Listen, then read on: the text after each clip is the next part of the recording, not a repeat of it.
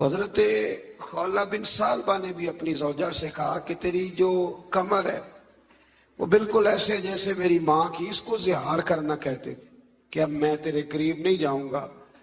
تو یہ لفظ ان کی زبان سے ادا ہوئے تو اس کو زہار کرنا کہتے ہیں۔ ان کی زوجہ بڑی پریشان ہوئی، عرض کرنے لگی یا رسول اللہ صلی اللہ علیہ وسلم، عرب کے اندر جب کہ لوگ اس طرح کہتے تھے تو ان کی بیوی ان کے لیے جائز نہیں رہتی تھی، پھر وہ چھوڑ دیتے۔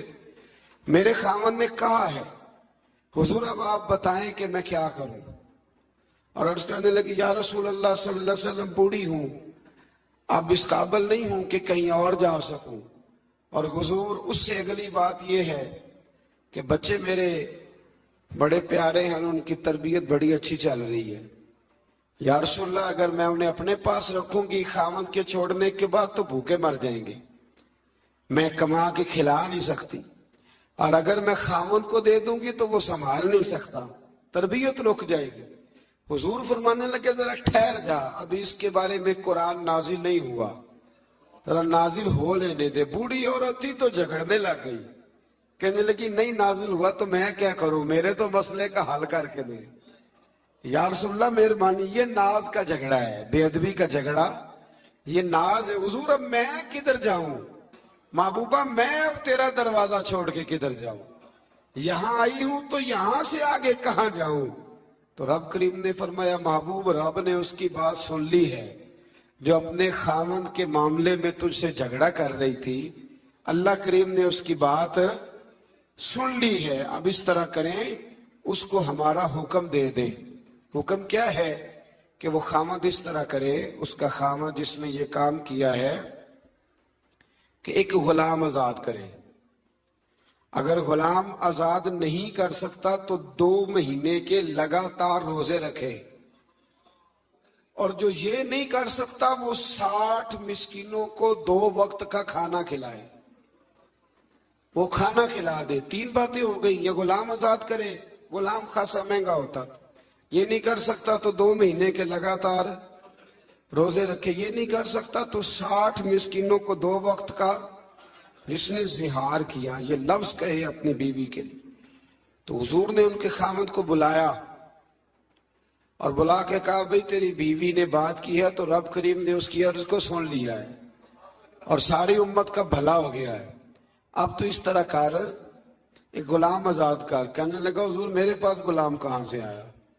نبی کریم نے فرمایا پھر 2 مہینے کے لگاتار روزے رکھ۔ یا رسول اللہ میں بوڑھا اور بیمار آدمی ہوں۔ تو حضور نے فرمایا پھر 60 مسکینوں کو کھانا کھلا دے 2 وقت کا۔ کہنے لگا حضور وہ بھی نہیں کر سکتا، میرے نبی کریم نے اپنے پاس سے پیسے دیے مسکینوں کو کھانا کھلانے کے لیے۔ ایسا کوئی محبوب کہیں ہوگا نہ کہیں ہے، دیکھو بیٹھا ہے چٹائی پہ مگر عرش نشیں ہے۔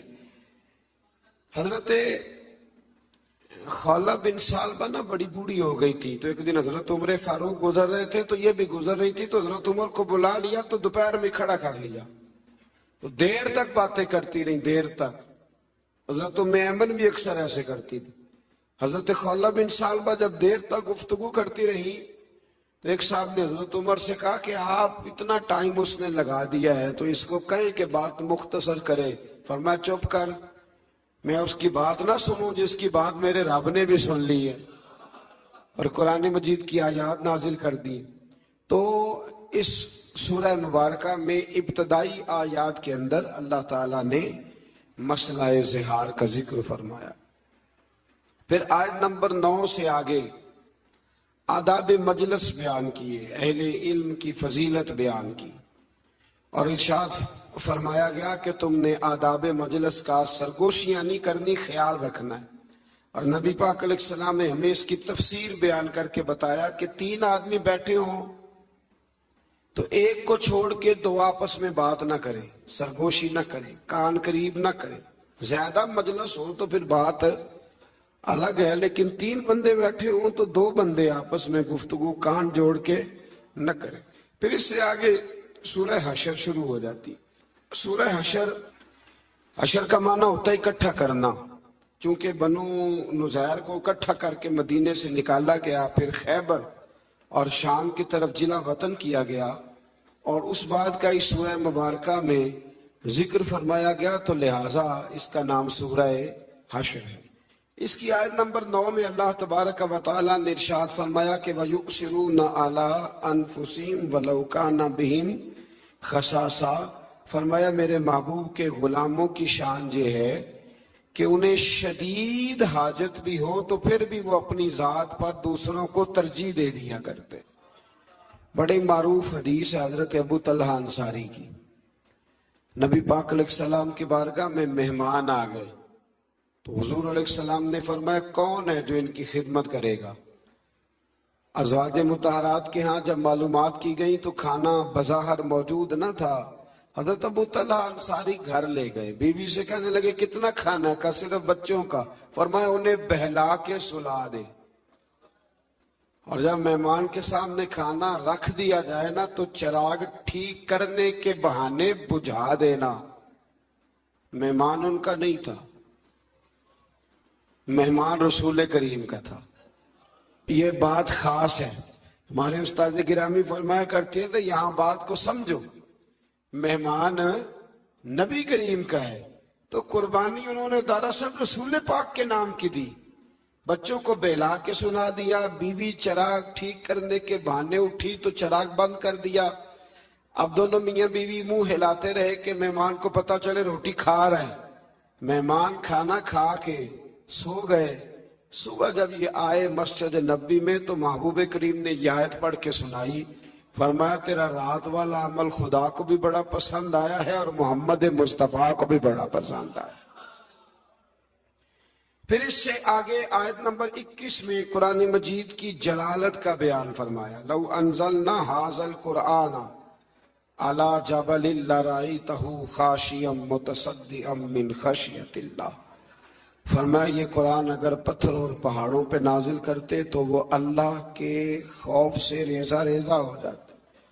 وَتِلْكَ الْأَمْثَالُ نَضْرِبُهَا لِلنَّاسِ، یہ مثالیں ہم لوگوں کے لیے بیان کرتے ہیں تاکہ تم ان سے عقل حاصل کرو، نصیحت پکڑو۔ پھر ایک آیت جو 10ویں ہے سورہ حشر کی، وہ بیچ میں رہ گئی، اس پر بھی توجہ کریں۔ یہ جو آیت ہے یہ اصال ثواب کی اصل ہے۔ والذین جاءوا من بعدهم یقولون ربنا اغفر لنا ولإخواننا الذین سبقونا بالایمان۔ بڑے غور سے ترجمہ سننا ہے آپ نے اس آیت کا۔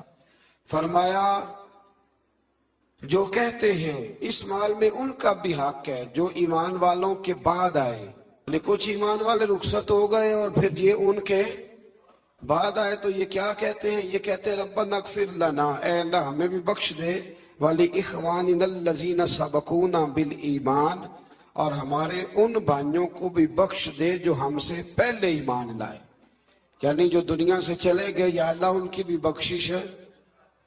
تو پچھلے جو ہوتے ہیں وہ جانے والوں کی بخشش کی دعا کرتے ہیں۔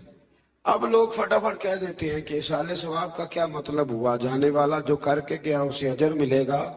تو بھئی قرآن مجید نے ایمان والوں کی شان بیان کی ہے کہ جو گزر جاتا ہے اس کے لیے دعا کرتے ہیں۔ جب جاتے ہیں کسی کے یہاں تعزیت کرنے تو کیا کہتے ہیں؟ کہتے ہیں نا دعا کرو۔ کچھ لوگ کہتے ہیں کیوں کریں؟ بڑی عجیب لگتی ہے بعض باتیں۔ ہمارا ایک دوست ہے ہمارے ساتھ، اس نے پڑھا ہے، وہ بڑا سمجھدار آدمی ہے، منطق اسے بڑی اچھی آتی تھی، تو وہ روزمرہ کی زندگی پر بھی منطق کو لاگو کرتا رہتا ہے۔ جو لوگ چیز پڑھ لیتے ہیں وہ لاگو ہوتی ہے۔ ایک بڑے خاندان سے اس کا تعلق ہے، تو دارے بنے ہوتے ہیں نا دارے، اسی طرح انہوں نے جگہ دی ہوئی تھی۔ جتنے لوگ بھی فوتگی یا کوئی خوشی کا موقع آتا تھا تو وہاں لوگ تقریبات کرتے تھے۔ پہلے دارے اسی مقصد کے لیے ہوتے تھے، پھر مہرج والوں نے وہ جگہ پر کر دی۔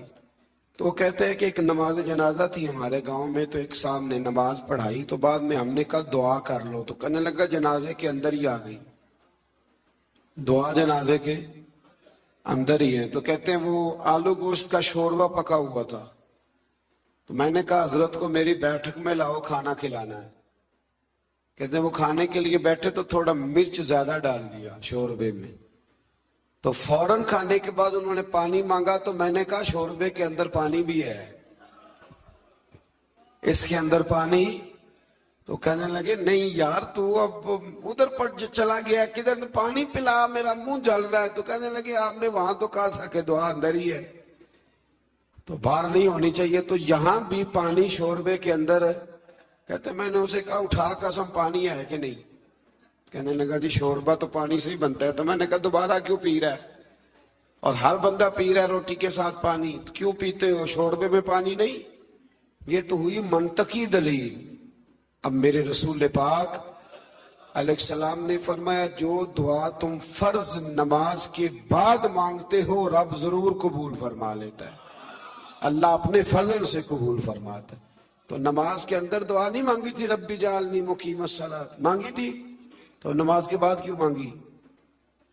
اس کا مطلب ہے کہ دعا دعا ہی ہوتی ہے. وہ ہر وقت مانگے جب دل کرے مانگے, جنازے کے اندر بھی مانگے اور جنازے کے, اور اس پر حدیث ابو داؤد شریف میں موجود ہے. نبی پاک نے فرمایا جب جنازہ پڑھ لو تو مخلص ہو کر پھر دعا مانگو, مخلص ہو کر. اب بڑی عجیب بات ہے نا جی کہ لوگ کہتے ہیں کہ دعا بھی مانگنی ہے نا, اللہ سے بھی مانگنا ہے تو ہم سے پوچھ کے مانگو کب مانگنا ہے کب نہیں مانگنا. بھئی رب سے مانگنا ہے. اس کے بندے شب برات والے دن مجھ سے کسی نے سوال پوچھا کہ لوگ کہتے ہیں اس رات عبادت کرنی چاہیے کہ نہیں کرنی چاہیے. ایک ٹی وی اسٹیشن پر میں جا رہا تھا, ہماری شاید وہ پاکستان کی سب سے بڑی مسجد ہے, اس میں مجھے موقع مل رہا تھا تو مجھے روک لیا. کہنے لگے جی آپ یہ بتائیں کہ اس رات عبادت کرنی چاہیے کہ نہیں کرنی چاہیے. تو میں نے کہا یار بڑے عجیب آدمی ہو. کئی دفعہ پہلے میں یہ بات عرض کر چکا ہوں. میں نے کہا اللہ کی عبادت بھی کسی سے پوچھ کے کرنی ہے. عبادت کس کی کرنی ہے؟ کرنی کس نے؟ تو مشورہ لے گا ساتھ والے سے, یعنی کسی کو شناختی کارڈ دکھائیں گے کہ یہ شناختی کارڈ ہے اگر تو اجازت دے تو نفل پڑھ لیں. یہ کیا فلسفہ ہے؟ آپ بھی فٹافٹ الجھ جاتے ہیں. بھئی ہم جانے ہمارا خدا جانے. تو اس لیے اہل ایمان اپنے ان گزر جانے والوں کے لیے بخشش کی دعا کرتے ہیں. پھر سورہ حشر کے آخر کے اندر اللہ تعالیٰ نے اپنے اسماء کا ذکر فرمایا. پڑھتے ہیں نا وہ آیتیں, واللہ الذی لا الہ الا هو عالم الغیب والشہادۃ هو الرحمن الرحیم. آگے سورہ ممتحنہ شروع ہوتی. میں نے آپ سے کہا تھا کہ اسی بہانے صورتوں کے نام بھی یاد کر لیتے ہیں. کیا نام ہے؟ سورہ ممتحنہ. اس سورہ مبارکہ میں نا بالکل شروع میں اللہ نے ارشاد فرمایا یا ایھا الذین آمنوا لا تتخذوا عدوی وعدوکم, اے ایمان والو میرے اور اپنے دشمنوں کو دوست نہ بناؤ. میرے اور اپنے دشمنوں کو, اور پیچھے بھی گزر چکا ہے, وقت نہیں تھا میں وہاں روک نہیں سکا. فرمایا جن کے دلوں میں اللہ نے ایمان رکھا ہے نا وہ رب رسول کے دشمنوں سے کبھی دوستی نہیں کرتے. دوستی مسلمان سے, دوستی اللہ رسول کے دشمنوں سے کوئی دوستی نہیں ہے. رب رسول کے دشمنوں سے کیا دوستی کرنی. اعلیٰ حضرت فرماتے ہیں ملحدوں سے کیا مروت کی, جو ہے ہی بے دین اس سے مروت کا رشتہ رکھنے کا کیا معنی. یہاں نا لوگوں میں جذبہ تھوڑا زیادہ اٹھتا ہے, تھوڑا زیادہ جذبہ اٹھتا ہے. انسانیت کو دو گز آگے گزر جاتی ہے. نبی پاک علیہ السلام جنازہ پڑھانے گئے تھے اور قبرستان پہنچ کے کہا تھا میں اس بندے کا جنازہ نہیں پڑھاؤں گا, ترمذی میں موجود ہے. حضور کیوں؟ فرمایا عثمان غنی سے بغض رکھتا ہوا مرا ہے. تو جب عثمان کے بغض والے کا نبی پاک جنازہ نہیں پڑھاتے جو رحمت للعالمین ہے, تو ہمارے اندر کوئی انسانیت نہ کو دو گز آگے گزر کے بھئی انسانیت اور چیز کا نام. کیا اس بندے میں بھی کوئی انسانیت ہے جو نبی پاک کی بے ادبی کرتا ہے؟ اس میں بھی کوئی انسانیت ہے جو صحابہ کی بے ادبی کرتا ہے, اہل بیت کی بے ادبی کرتا ہے؟ تو آپ پہلے دیکھ تو لے کہ ماجرا کیا ہے. تو فرمایا میرے اور اپنے دشمنوں کو کبھی دوست نہ بناؤ. پھر اس سے آگے سورہ ممتحنہ میں نا آیت نمبر 10 میں بہت ساری عورتیں نا ہجرت کر کے مکے سے مدینے آنے لگ گئی تھی, بہت ساری.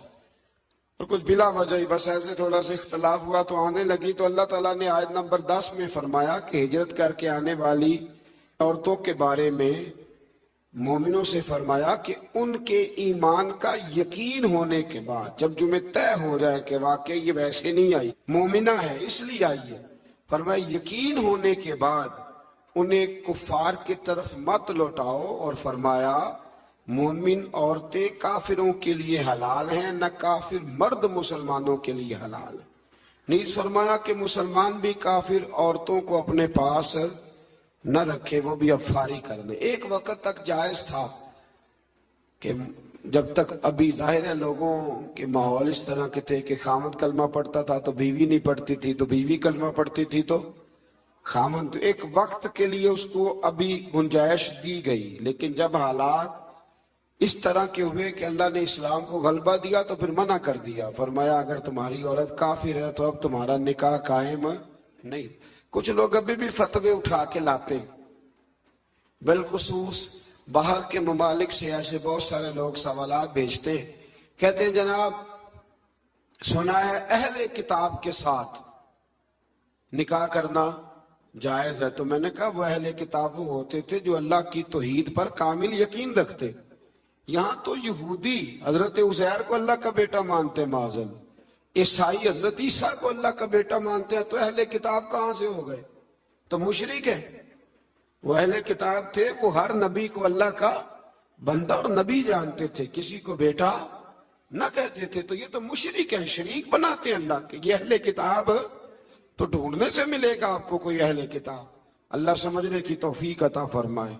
تو ایسے ہی بڑی جلدی راؤ میں نہ بہنا چاہیے بلکہ تحقیق کرنی چاہیے۔ اور پھر ہوتا یہ ہے کئی دفعہ کہ ہم لوگوں کا پروگرام بن چکا ہوتا ہے، نکاح کرنے کا پروگرام طے ہو چکا ہوتا ہے، اب یہ واقعات تیزی سے ہوئے ہیں تو ہمیں بھی تھوڑے سے تجربات ہونے لگے ہیں۔ اب کوئی آدمی کسی عورت کو لے کے آتا ہے نا، اسے کلمہ پڑھا دیں، مسلمان ہونا چاہتی ہے، تو میں پوچھتا ہوں کیوں ہونا چاہتی ہوں؟ وجہ تو ہوتی ہے نا دین بدلنے کی۔ آپ ایک نیا نظریہ قبول کر رہے ہیں، الحمدللہ بڑا اچھا کر رہے ہیں، پر کوئی وجہ بھی تو بیان کرے نا۔ تو اکثر وجہ یہی سمجھ میں آتی ہے کہ انہوں نے شادی کرنی ہوتی ہے زیادہ تر، تو وہ اب جی شادی ہونی ہے تو لہذا کلمہ پڑھا دیں۔ تو یہ آپ مرد کی خاطر کلمہ نہ پڑھیں، نہ مرد عورتوں کی خاطر کلمہ پڑھیں۔ کلمہ جب بھی پڑھیں اللہ رسول کی رضا کے لیے پڑھیں، یہ اس لیے نہ کلمے پڑھیں کہ ہم نے شادیاں کرنی، بس شادی کا پروگرام بنا ہوا تھا تو لہذا۔ اور ایسے ایسے عجیب معاملات، ایک دفعہ ایک میرے پاس مسئلہ آ گیا کہ ایک عیسائی عورت ہے تو وہ کلمہ پڑھنا چاہتی ہے، تو میں نے کہا ٹھیک ہے لائیں، دیر نہیں کرنی چاہیے مسلمان کرنے میں۔ تو میں نے تھوڑی سی اس سے تحقیق کی تو مجھے پتا چلا کہ وہ اپنے خامن سے جان چھڑانا چاہتی ہے، وہ کلمہ پڑھ لے گی تو نکاح خود بخود ختم ہو جائے گا، تو جان چھڑانا۔ تو آپ تحقیق کریں ضرور، اس پہ غور کریں، اور بڑے سارے لوگ جو سپورٹر بن جاتے ہیں وہ بھی ضرور سوچیں کہ آخر وہ بتائے تو صحیح اسے کس چیز نے متاثر کیا ہے۔ بڑے کم لوگ آپ کو ایسے ملیں گے جو متاثر ہو کے تحقیق کر کے دین کو دل سے قبول کر کے آتے ہیں۔ ایسا کوئی آئے تو اس کے تو پیروں کے نیچے پڑ بچھا دینے چاہیے، آنکھیں بچھا دینی چاہیے، اس طرح کا کوئی آئے، اللہ توفیق عطا فرمائے۔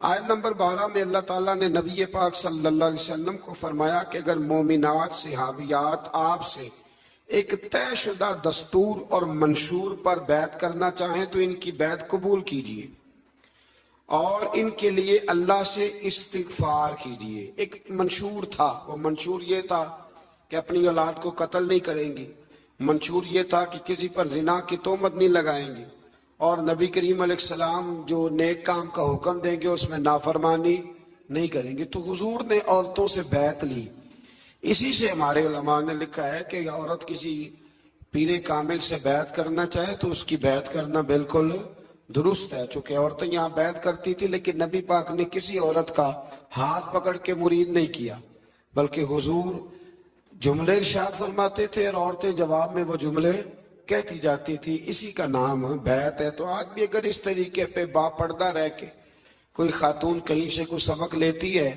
کوئی روحانی اسباق یاد کرتی ہے، تو اس کے لیے یہ سنت اس آیا سورہ ممتحنہ کی آیت نمبر 12 میں موجود ہے۔ آگے سورہ صف شروع ہوتی۔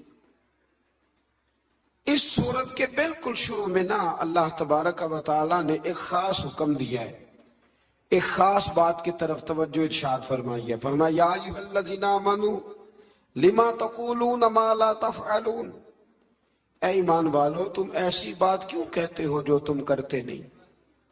ہمارے معاشرے میں باتوں کی بے قدری پتہ کب ہوئی ہے؟ جب باتوں کو لوگوں نے وقت گزارنے کا ذریعہ سمجھ لیا ہے۔ قرآن کہتا ہے وہ بات تم کیوں کہتے ہو جس پر تمہارا عمل نہیں ہے۔ ویسے بھی ایک ہوتا ہے الفاظ کا ہیر پھیر، اس کا مزہ نہیں ہوتا، وہ کئی دفعہ اداکاری ہوتی ہے۔ ایک ہوتا ہے جذبات کا اظہار، جذبات کا اظہار۔ جب آپ دین پر عمل کرتے ہیں تو پھر دین خطاب کا نام نہیں رہ جاتا، تقریر کا نام نہیں رہ جاتا، پھر وہ جذبات کا اظہار ہوتا ہے۔ اور جب آپ جذبات کا اظہار کرتے ہیں تو جذبے سیدھے روحوں سے جا کے ٹکراتے ہیں۔ تو دین پر عمل کریں، دین منانے کے لیے نہیں آیا، دین عمل کرنے کے لیے آیا۔ دین پر عمل کریں اور آپ صرف وہ بات کریں جس پر آپ کا اپنا عمل۔ بہت ساری باتیں ہیں، بہت سارے بزرگوں کے واقعات ہیں، پر بابا فرید صاحب کا ایک جملہ نا پوری تفسیر لگتا ہے۔ بابا فرید الدین گنج شکر کا ایک جملہ پوری۔ بابا صاحب بڑے زبردست قاری تھے قرآن پاک کے۔ بر صغیر میں اس وقت 4-5 قاری تھے جو سونا قرآن پڑھتے تھے۔ اور بابا صاحب کی جو اپنی بیٹی تھی نا، بابا صاحب نے سب عشرہ کا قاریہ بنایا تھا اپنی بیٹی کو۔ اب تو آپ چلے جائیں دربار شریف پہ تو وہ نماز پڑھنی مشکل کر دیتے ہیں قوالی والے۔ وہ کبھی اندر والا حال بند ہو جائے تو باہر آپ نے پاک پتن شریف نماز پڑھنی ہو تو آپ ان کی منت بھی کریں تو بند نہیں کرتے۔ تو قرآن شریف کی باری کب آئے گی؟ بابا فرید الدین مسعود گنج شکر کیا ایک واقعہ اس آیہ مبارکہ کے حوالے سے گویا واضح باتیں کھولتا ہے۔ بڑی دور سے ایک عورت آئی تو اس نے کہا میرا بیٹا گڑ بڑا کھاتا ہے، تو حضرت صاحب بیمار رہنے لگ گیا ہے۔ کو پتہ ہے نا ہمارے ماں باپ تو یہی کہا کرتے تھے کہ ٹافیاں نہ کھاؤ، دانت نکل جاتے ہیں۔ حالانکہ انہوں نے جب نکلنا ہوتا ہے وہ نکل ہی جاتے ہیں، پر بزرگ بھی جو کہتے تھے وہ ٹھیک ہی فرماتے تھے۔ تو بابا صاحب سے وہ ماں کہنے لگی دم کر دے، تو بابا صاحب کہنے لگے کال لانا۔ بی بی بیچاری گھوڑے پہ بیٹھ کے اونٹ پہ بیٹھ کے یہاں پیدل آئی تھی، 2-4 گھنٹے جانے میں پھر لگے، اگلے دن پھر 2-4 گھنٹے کا سفر کر کے آئی۔ بابا جی دم کر دیں، گڑ بڑا کھاتا ہے۔ تو بابا صاحب نے پشت پہ ہاتھ پھیرا، پیار کیا، دم بھی کیا، اور بچے سے کہنے لگے پتر گوڑ نہیں کھانا آج کے بعد، بہت زیادہ کھانا نقصان دہ ہوتا ہے۔ بی بی کو بڑا غصہ آیا کہ یہ 2 جملے کہنے تھے تو کل ہی کہہ دیتے، کل فرما دیتے، اتنا سفر کیوں کرایا؟ تو جب اس کے آپ نے باڈی لینگویج دیکھی اور چہرے کے تاثرات دیکھے تو فرمانے لگے تجھے غصہ آ رہا ہے نا کہ کل کیوں نہیں کہا؟ کہنے لگے بالکل آ رہا ہے۔ فرمانے لگے کل اس لیے نہیں کہا کہ جب تو آئی تھی نا اس وقت میں نے بھی رج کے گڑ کھایا تھا اور پورا مزہ لے کے کھایا تھا، میں تو ویسے بھی گند شکر ہوں، میں نے کھل کے گڑ کھایا تھا۔ تو اب چونکہ تیرے بیٹے کو نصیحت کرنی تھی تو پھر کل سے لے کر اب تک کھایا نہیں، کل سے لے کر اب تک کھایا نہیں۔ اس لیے عمل، اب نصیحت کرنے والے بڑے زیادہ ہیں، بڑے ہیں، لیکن عمل کا جب رستہ آپ اختیار کرتے ہیں پھر آپ کی بات میں اثر بھی ہوتا ہے، اور پھر یہ فائدہ بھی ہوتا ہے کہ سامنے والا بھی آپ کو سچا جانتا ہے کہ یار یہ صرف لفظ نہیں بیان کر رہا، واقعی اس پر بھی یہ بات طاری ہے۔ اللہ تعالی ہمیں توفیق عمل نصیب فرمائے۔ پھر آیت نمبر 6 میں فرمایا کہ عیسیٰ بن مریم نے کہا کہ اے بنی اسرائیل والوں میں تمہاری طرف اللہ کا رسول ہوں اور اپنے سے پہلی کتاب تورات کی تصدیق کرنے والا ہوں، اور میں تمہیں اس عظیم رسول کی خوشخبری دینے آیا ہوں جو میرے بعد آئیں گے اور ان کا نام احمد ہوگا۔ میرے بعد آئیں گے اور ان کا نام احمد ہوگا۔ تو حضرت عیسیٰ علیہ السلام نے حضور کے آنے کی خوشخبری دی۔ پھر آیت نمبر 8 سے فرمایا کہ دشمنان دین چاہتے ہیں کہ اللہ کے نور کو اپنے منہ کی پھونکے مار مار کے بجھا دے، اور اللہ تو اپنے نور کو پورا کرنا چاہتا ہے۔ خواہ کافروں کو کتنا ہی برا لگے. ارسل رسولہ بالہدی والدین الحق لیظہرہ علی الدین کلہ. یہ دین غالب آئے گا چاہے کسی کو کتنا ہی برا. یہ میں نہیں پیش گوئی کر رہا، یہ قرآن مجید کی آیات پڑھ کے سنا رہا ہوں. اللہ فرماتے ہیں کسی کو کتنا بھی برا لگے اللہ اپنے نور کو پورا. یہ لبرل سارے بولتے ہیں تو بولتے رہے. یہ جو بیچارے باہر جاتے ہیں تو ان کو بڑی شرم آتی ہے نا کہ ہم مسلمان ہیں معاذ اللہ. تو لوگ ہمیں کہتے ہیں کہ وہاں تو بڑی کھل کے اذانیں ہوتی ہیں، تو جماعتیں ہوتی ہیں، تو علماء اور مشائخ اور مولوی، تو یہ جتنا مرضی زور لگا لیں، اسلام کی فطرت میں قدرت نے لچک دی ہے، اتنا ہی یہ ابھرے گا جتنا کہ دبا دو. اللہ فرماتے ہیں کہ ہم اس دین کو غالب کریں گے. پھر اللہ تبارک و تعالی نے نا سورہ صف کے اندر اللہ تبارک و تعالیٰ نے مومنوں سے کہا کہ میں تمہیں ایک تجارت نہ بتاؤں، ایک کاروبار نہ بتاؤں. بڑے لوگوں سے مشورہ کرتے ہیں نا کیا کریں، تو اللہ فرماتا ہے یا ایھا الذین آمنوا هل ادلکم علی تجارت، کیا میں تمہیں ایک تجارت نہ بتاؤں تنجیکم من عذاب علیم. وہ تجارت پتہ کیا کرے گی، تمہیں دردناک عذاب سے بچا لے گی. تجارت نہ بتاؤں، یا اللہ بتا. فرمایا تؤمنون باللہ ورسولہ، وہ تجارت یہ ہے کہ رب اس کے رسول پر پختہ ایمان لے آؤ. اور پھر کیا کرو وتجاہدون فی سبیل اللہ باموالکم وانفسکم، پھر تم اپنے مالوں اور جانوں سے اس کے راستے میں جہاد کرو. گویا رب کہتا ہے تم میری طرف لگ جاؤ. یہ تجارت بڑی شاندار ہے. اور حضرت ابوبکر صدیق کے قول نے تفسیر کر دی، فرمانے لگے تو رب کی طرف توجہ کر لے، رب کی تیری طرف توجہ ہو جائے گی. رب کی تیری طرف. اور یہ شرط ہے جب آپ نے توجہ کرانی ہو تو آپ کو توجہ کرنی بھی پڑے گی. اب ہم لوگ نا لاڈلے بڑے بنتے ہیں، ہم کہتے ہیں کرنا کرانا کچھ نہ پڑے، ہمارے لاڈ دیکھے جائیں. اور میاں لاڈ لوڈ کوئی نہیں دیکھے جاتے. پکی بات ہے، ابا جی کو بھی وہی بچہ اچھا لگتا ہے جو کام صحیح کرے. یہ لالچ نہیں، یہ ان کا خلوص ہے اپنے بچے کے ساتھ.